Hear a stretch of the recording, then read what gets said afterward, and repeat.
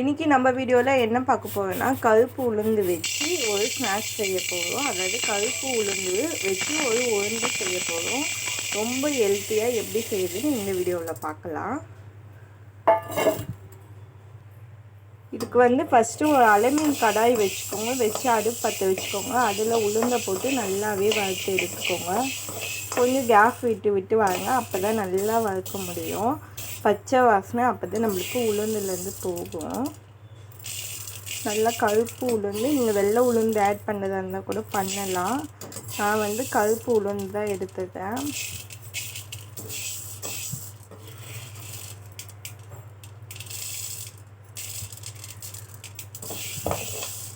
நல்லா வறுத்துக்கலாம். நீங்கள் எந்த அளவுக்குனா நம்ம வீட்டில் இந்த டம்ளர், குட்டி டம்ளர் இருக்கும்ல, சின்ன டம்ளர், அந்த அளவுக்கு எடுத்துக்கோங்க. அந்த அளவுக்கு தான் நானும் எடுத்துருக்கேன்.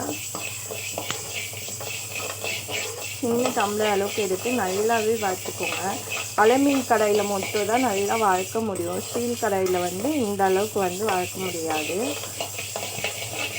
அதனால் அலுமினியம் கடாய் வச்சுக்கோங்க. அப்படி இல்லைன்னா இரும்பு கடாய் கூட வச்சு வறுத்துக்கலாம். நல்லா வறுப்பட்டும். நம்ம உளுந்து வாஷ் பண்ணி போடணுமா அப்படி கேட்டால் அப்படி இல்லை. நம்ம வாஷ் பண்ண வேணாம். வாஷ் பண்ணிங்கன்னா அது ஒரு மாதிரி அது அந்த அளவுக்கு டேஸ்ட் கொடுக்காது. நம்ம க்ளீன், நம்ம நார்மலாக வாஷ் பண்ணாமையே நீங்கள் ஆட் பண்ணலாம். ரொம்ப டஸ்ட்டு இருக்குது கருப்பு உளுந்து அப்படின்னா நீங்கள் ஒரு கிளாத் மாதிரி வச்சு அதை தொடச்சிக்கோங்க. நல்லா ஒரு கிளாத்தில் போட்டு நல்லா ஒரு இது பண்ணி நீங்கள் எடுத்துக்கலாம். நல்லா வறுத்துடலாம். ஃபஸ்ட்டு பாருங்க, நல்லா வறுபட்டுச்சு உளுந்து, பார்த்தாலே தெரியும் நம்மளுக்கு. இப்போ இந்த ஸ்டேஜில் உடச்சக்கல்லை ஆட் பண்ணிக்கலாம். கல்லை நீங்கள் உளுந்து எந்த அளவுக்கு போடுவீங்களோ அந்த அளவுக்கு போடலாம், இல்லை கம்மியாகவும் எடுத்துக்கலாம். நான் இந்த 10 ரூபாய் பேக்கெட் போடுங்க உடச்சக்கல்லை, அதுதான் ஆட் பண்ணுறேன். அந்த அளவுக்கு தான் ஆட் பண்ணுறேன். நல்லா இப்போ மறுபடியும் வறுத்துக்கலாம். அடுப்பு சிம்மில் வைக்கணும் அப்படின்னு இல்லை, ஃபாஸ்ட்டாகவே வச்சுக்கோங்க வறுக்கும்போது. அப்போ தான் சீக்கிரமாக நம்மளுக்கு வறுப்படும்.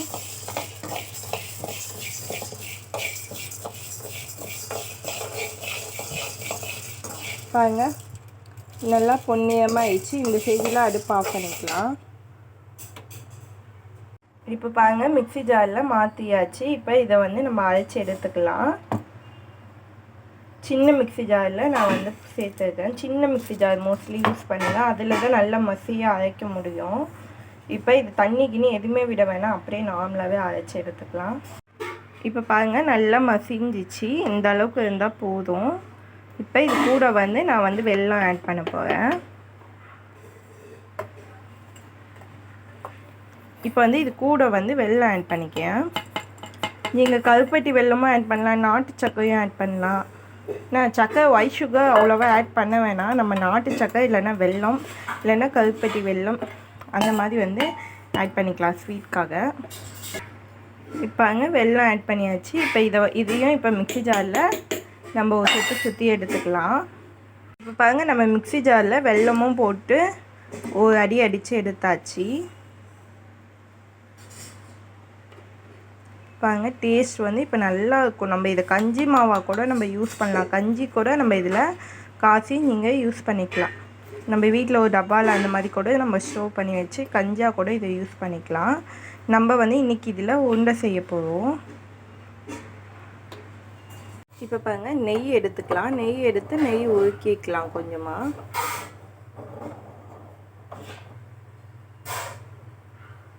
நீங்கள் அதிகமாக யூஸ் பண்ணுறதா இருந்தால் கூட நெய் யூஸ் பண்ணலாம். நம்ம நெய்யிலே மாவை போடக்கூடாது. நெய் உருக்கி தான் நம்ம உருண்டை பிடிக்கணும். அப்போ தான் உருண்டை வரும், இல்லைன்னா வராது. நம்ம அரைச்சி வச்சோம்ல உளுந்த மாவு, அதை நம்ம வேறு ஒரு ஏனத்தில் மாற்றிக்கலாம். இந்த மாதிரி ஒரு பேஷனில் ஆட் பண்ணிக்கலாம். இந்த மாதிரி நல்லா மிக்ஸ் பண்ணி விட்டுக்கோங்க. நம்ம சூடோடு தான் பண்ணணும். நம்ம வறுத்தோம்னா அந்த சூடு இருக்கும். நம்ம மிக்ஸியில் அரைக்கும் போது கொஞ்சம் சூடாக தான் இருக்கும். ரொம்ப வெதுன்னு இருக்க வேணாம். வெதுன்னு இருந்தால் போதும், சுத்தமாக ஆற வைக்க வேணாம். நம்ம நெய்யை மேலே அப்படியே ஊற்றலாம்.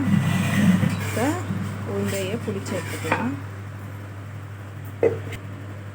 நல்லா இப்போ கை விட்டு மிக்ஸ் பண்ணிக்கலாம்.